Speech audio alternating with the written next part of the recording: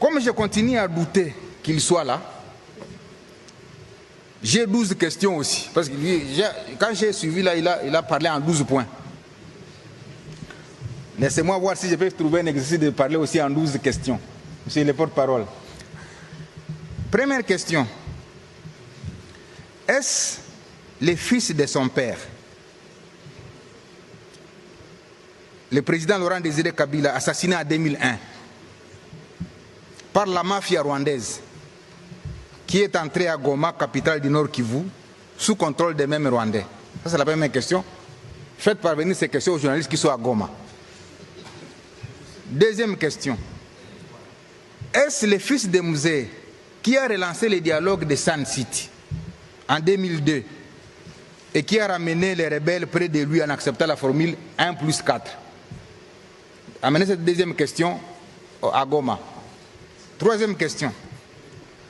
Est-ce le fils de Laurent Désiré Kabila qui a affronté et vaincu l'insurrection de Gilles Moutebousi et de Laurent Kunda en 2004 à Bukavu?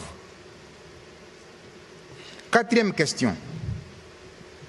Est-ce le fils de Musée qui, à mon avènement à la tête de la province du Nord Kivu, comme premier gouverneur élu, a piloté les opérations contre Laurent Kunda?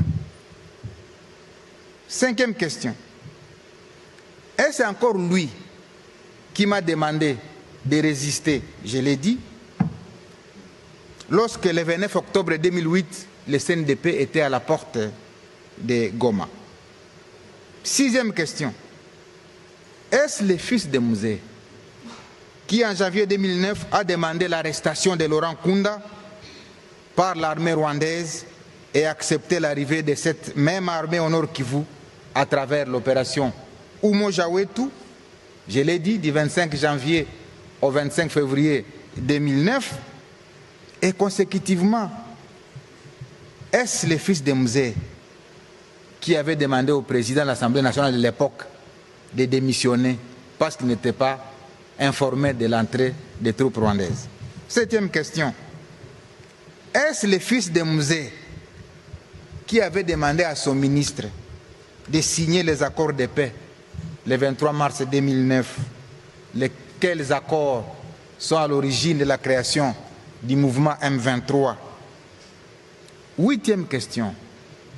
Est-ce le fils de Musée qui a ordonné au général Etumba de concevoir l'opération Pomme Orange qui a mis fin au M23 le 5 novembre 2013, d'où mon arrivée le 6 novembre 2013? Neuvième question. Est-ce le fils de Musée qui a radié les officiers M23 de l'armée pour qu'ils se retrouvent aujourd'hui à leur côté pour sa sécurité? Dixième question que vous allez amener à Goma. Est-ce le fils de Musée qui, voulant rester au pouvoir, a inventé le terme glissement, mais finalement a accepté de céder le pouvoir en 2019, ouvrant ainsi le pays à ce qu'on a appelé la passation civilisée, la première alternance? Est-ce que vraiment c'est celui-là qui se retrouve à Goma? 11e et avant-dernière, parce que je vais parler en 12 points aussi, 12 questions. Est-ce le président honoraire qui a été salué à travers le monde pour son sens élevé des meilleurs élèves de la démocratie, malgré son jeune âge et son passé militaire, ce qui pouvait nourrir en lui l'ambition de se comporter comme ses voisins qui ont plus de 30 ans au pouvoir? Et 12, enfin, est-ce que c'est cet homme, jadis considéré comme grand esprit, qui se trouve réellement aux côtés de ces bourreaux d'hier,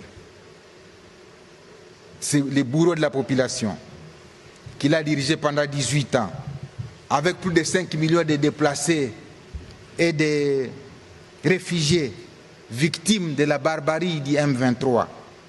Est-ce encore lui qui a pleuré le colonel Mamadou? Est-ce encore lui qui a pleuré le général Baouma? Non. Et c'est encore lui qui se souvient qu'il y a eu 10 000 morts à Goma, qu'il y a eu 5 000 morts à Bukavu. Et c'est encore lui.